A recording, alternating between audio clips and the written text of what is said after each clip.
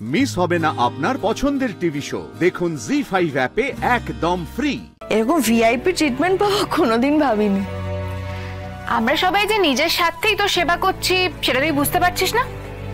ভাই তুই যত পারছিস রেস্ট নিয়ে নে, এরপর তো সংসারের ঘানিটা টানতেই হবে। সংসারের ঘানি টানতে কোনো কষ্ট হয় না রে স্রোত। যখন তুই বুঝতে পারিস যে সেই সংসারে তোর কদর আছে, তোর সম্মান আছে, তোর প্রয়োজন আছে, সেই সংসারটাকে আপন ভেবে তুই তার জন্য সব কিছু করতে পারিস। কিন্তু কষ্ট হয় কখন জানিস?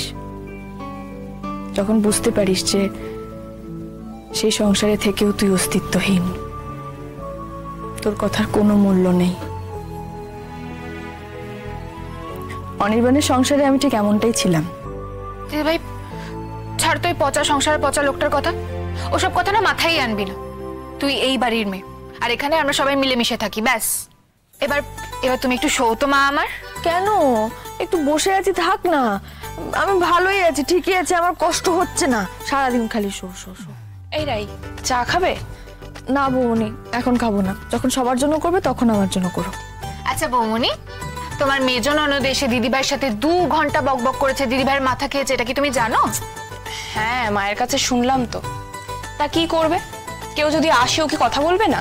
বৌমনি, কেউ আর মেজদিভাইয়ের মধ্যে তো তফাৎ আছে। মেজদিভাই তো নিজের মতলব ছাড়া 2 পা নড়ে না। মা এখানে একা থাকার সুযোগে ঘরে ঢুকে পড়েছে, আর দিদিভাইও তেমনি। আয় বোন, বস বোন বলে নিশ্চয়ই আধিক্যতা করেছে।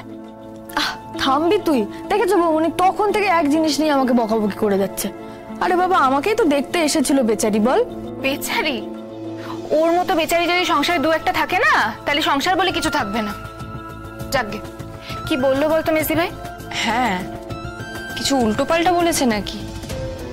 অনির্বাণের মতো তো ওরও সৌর্য আর তোমাকে নিয়ে মনের সন্দেহের বীজ একেবারে মহিরুহ হয়ে দাঁড়িয়েছে মনে হয়। দিদিভাই, তুই যেটা পারিস না সেটা করার চেষ্টা করিস কেন বলতো?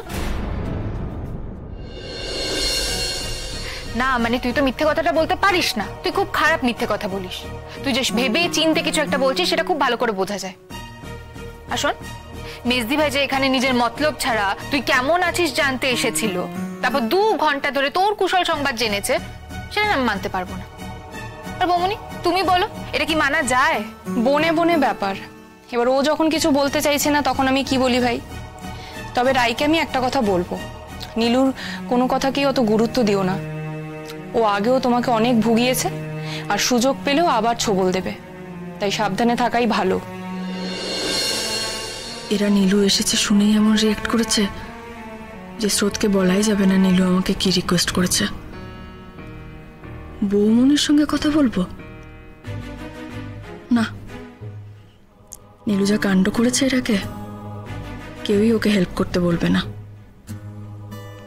কিন্তু আমার তো ওর প্রতি একটা দায়িত্ব থেকে যায়। ও যদি একবার চেষ্টা করতে চায়, সূর্য যদি রাজি হয়, তাহলে ওকে সংসারে থিতু করার চেষ্টাও কি আমি করব না? জি5 ডাউনলোড করুন আর সব এপিসোড দেখুন একদম ফ্রি।